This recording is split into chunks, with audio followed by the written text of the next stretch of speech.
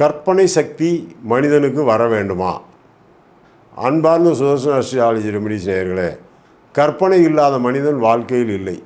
தனக்கு நல்ல மனைவி கிடைப்பாளா என்று ஒரு கற்பனை, நமக்கு நல்ல தொழில் கிடைக்காதா என்று ஒரு கற்பனை, நல்ல நண்பன் கிடைக்க மாட்டானா என்று ஒரு கற்பனை, நல்ல தொழில் கிடைக்காதா என்று ஒரு கற்பனை, நாம் எப்படியாவது சிந்தித்து ஒன்றை உருவாக்கி விட மாட்டோமா என்று ஒரு கற்பனை. ஆதியிலும் சொல்லுகின்றேன், ஒன்றை தெரிந்து கொள்ளுங்கள். மனிதன் முகத்தை முதலில் கண்ணாடியில் பார்க்கவில்லை, தன்னுடைய முகத்தை தண்ணீரில் பார்த்தான்.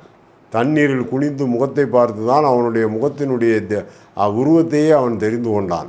அப்படி பார்க்கப்பட்ட அந்த தண்ணீர் எவ்வளவு புனிதமானதாக இருந்திருக்கும். ஆனால் இன்று ஜலத்தை வைத்து யாராவது சிந்திக்கின்றோமா? கை கால் கழுவுவதற்கும் நாம் குளிப்பதற்கும் உபயோகப்படுத்துவது தான் நமக்கு தெரியும். அதே இது பூஜையில் எவ்வளவு பயன்படுகின்றது, எவ்வளவு சிரமங்களை குறைக்கின்றது. எந்த ஒரு மனிதனுக்கு கற்பனாதிய சக்தி இல்லையோ, அடுத்தவரை கவரும் தன்மை இல்லையோ, அவர்கள் கண்டிப்பாக குளத்திலே இருக்கின்ற தண்ணீரிலே, சந்திர ஓரையிலே, திங்கட்கிழமை காலை 6 to 7, மதியம் 1 to 2, இரவு 8 to 9, இரவு 8 to 9 பார்த்து பலன் இல்லை. அப்பொழுது மதியம் 1 to 2 சாலச் சிறந்த நேரம்.